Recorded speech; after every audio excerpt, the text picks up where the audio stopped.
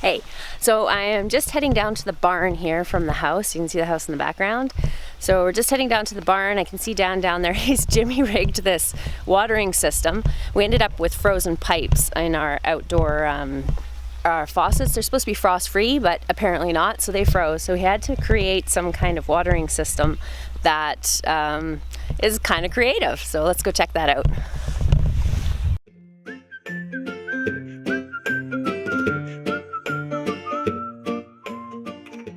So this is one of my husband's awesome inventions.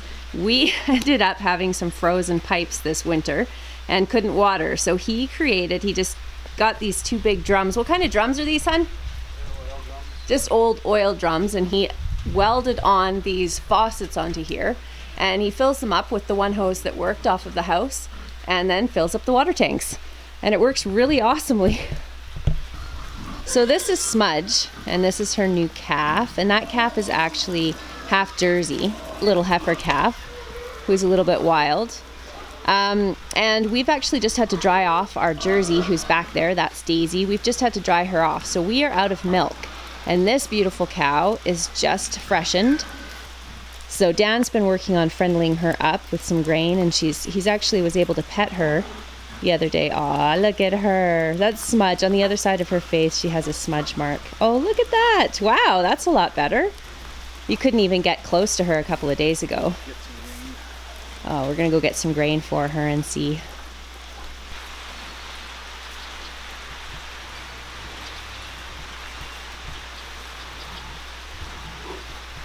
There, look at that. Oh my goodness. Hey, it's okay, Smudge.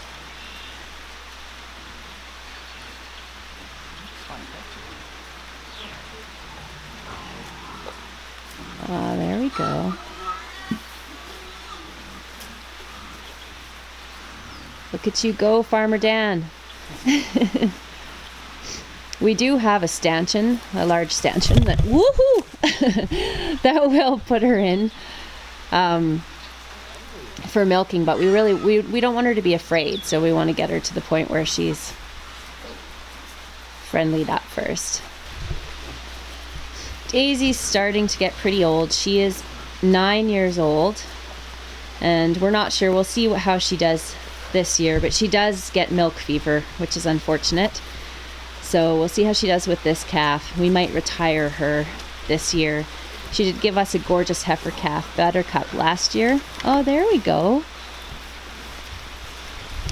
She just doesn't like it when I get where she can't see me. Yeah.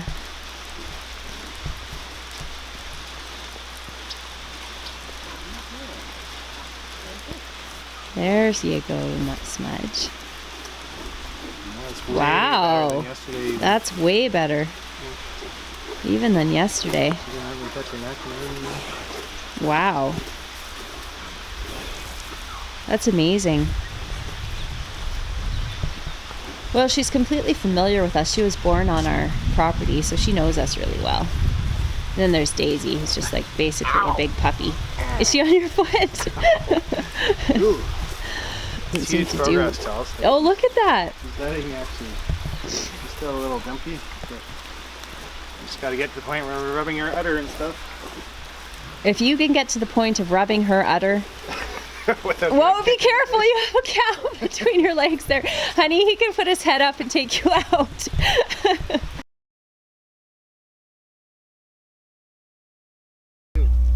So all of this fencing over here, we are going to try to find a place that we can pile it all and burn it, but in a spot where we're not going to be needing to run tractors because there are nails in there.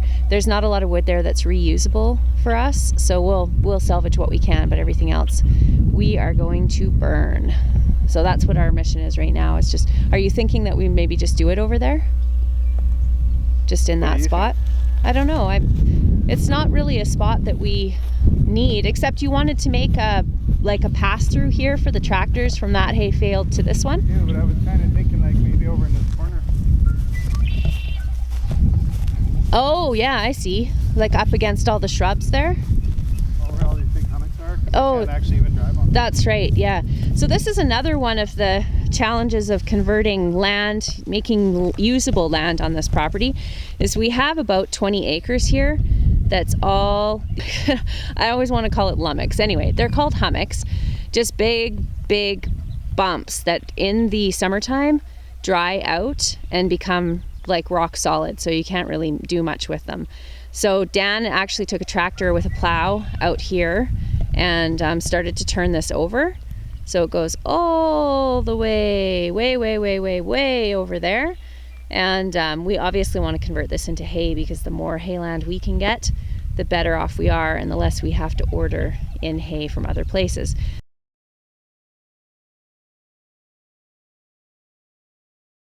Why? So we put the pigs in here thinking that would be a good idea. So the pigs ate a lot of them. Don't step off the hummocks. But don't step off the hummocks, because Dan sunk right down into them. So we thought that would be a good idea, but it's the base of the roots here that are actually making some stability to be able to run equipment on. So we're not going to do that. I'm going to talk for fun. Okay. So here's the amazing thing. And you can never use this because I'm just doing this for fun. Okay. I'm serious. Okay. Is I took our track loader out on here, over there, to see if I could smooth out the hummocks, because my good friend Marvin told me I could. and he was right. It did actually hold the machine, and he's an old-time farmer, so he would know. But it's like standing on a trampoline, because the ground is so soft and so deep underneath that the machine would actually disappear if it went through. So as you're moving the machine and it's tipping and rocking, the whole ground is actually going down like if you're walking across a trampoline. And I didn't have the stomach for it, and then I started to go through one spot, and I think the machine would just be gone if it went through. There's actually stories of other people where we used to live. There was an excavator that went under in a spot like that, and it was there for years. I think it's still there, actually. Well, and wasn't one of the All you could neighbors? see was the tip of the excavator arm sticking out. Well, one of the neighbors next door said that they were nailing or putting a post in the ground when they were building the fences last summer, and just kept going until the post was gone. Because So it's there's no just structure under there. no, there's no. It's just the whole peat. structure is roots. That's right. So everybody told us, and we thought it was a great idea too. I'm just going to talk. Is that okay with you? Yeah, I do it. With we have lots of pigs, and we thought, well, they're a great rototiller. We'll put them out here, and they'll eat all the hummocks, and then we'll grow the grass, and it'll be all nice and smooth because it'll be like it was tilled. But what actually happened is they came out and they ate all the roots, and now there's nothing left. So there's just, if I drove into that, my machine Would disappear like you just about did. Yeah. So you can walk on them. So pigs and hummocks, not a good. Not idea. a good mix. And Don't hey, put pigs on who hummocks. knew? And it's kind of unfortunate, because we were going to put our pigs out on here and use this as part of our pasture. So what we have to do now instead is we're going to take this, the beginning of our mountainside here, and we're going to convert that into some pig pasture, which they'll love equally as well. And then this field, we're just going to have to get really creative to convert this into hayfield. So what's kind of your idea on that right now? I have some dually wheels that we got from the barn next door there that have been in the barn forever. Yeah. That fit on our tractor. So I have to make the mounts to actually make them attach, but we're going to put them on the tractor so that it has dually wheels, so it has more flotation. Yep. And then I'm just going to try, well, it's all soft and muddy because it's spring, I'm going to try and pull the plow through that and see if we can break them up, but still leave a lot of the root structure. And then hopefully the hay would just grow up through that. And if that doesn't work, then I'm actually going to see if I can rent a rototiller, a big pull behind rototiller, and till the high spots into the low spots. Oh, okay. And then there's a lot of tree stumps in there because it was logged at some point, so we'll have to get those out somehow. I'm not sure how yet. Okay, and it's pretty wet down here too, so we'll probably have to do some ditching along the perimeter of this to maybe like help drain it out. Definitely think it would be a good idea right now. Yeah, It's pretty running wet. it along. Yeah. There's an old ditch that runs along here, this part here where all of these willows are. And I think that isn't there a ditch across the back? Or no? I'm not sure, actually. I haven't walked through the trees there. But Yeah, so this is going to be a pretty big project here to try to convert this, but it's pretty necessary for us because as it stands right now, we have only 15 or 20. maybe 15 or 20 acres in hay, which isn't enough. We've actually had to bring in already about 10 rounds this year for I guess over the winter for our animals. So we obviously, our goal is to be much more self-sufficient than that. So hayfield is where it's at. Not to mention, when you own a ranch, not that we're ever selling, but having hay, like that was one of the reasons that this ranch was a hard sell, is because there's a lot of hillside in the back and a lot of forest, and most people who want a ranch want some hayland. Yeah. They don't want to be buying their hay because it makes ranching not feasible, really. Exactly. You have Exactly. to produce as much food as you can. So That's right. the And more even hayland we can convert on this property, the better. the better for us. Like, it's better value, it's easier to sell. Yeah. It's great for us. For sure. For sure. Okay, well, let's go get that big beastie piece of equipment going. So, I just put up my first YouTube video and I am completely terrified. It is so nerve-wracking to put yourself out there like this. Who knew? All you YouTubers make it look so easy.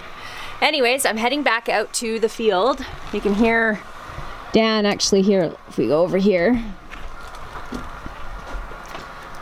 with the backhoe loader. You can see him down there. We're gonna go check out and see what he's doing as far as moving all that stuff around and see if he did find a spot that we could put everything. So off we go. So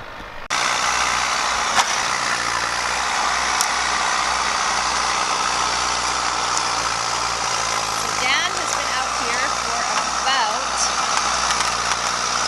a half an hour. And you saw the footage of what this looked like before. Look at it. I just cannot believe how open that is now. It looks amazing. We did end up having to take out one live tree, which I always find a little bit difficult. The area that we're in here is surrounded by a huge forest fire about 5 years ago, and it took out 60,000 acres of forest. So whenever I have to take down a tree, I always feel a bit conflicted about it. When we're doing our logging this summer up in this mountain, we're actually going to plant a tree for every tree that we take. That's sort of the way we've, I guess, tried to pacify ourselves about the logging, but we're going to just convert a bunch of this into just anywhere where there's a bit of a plateau on our mountain. We are going to convert it into some grazing pasture land.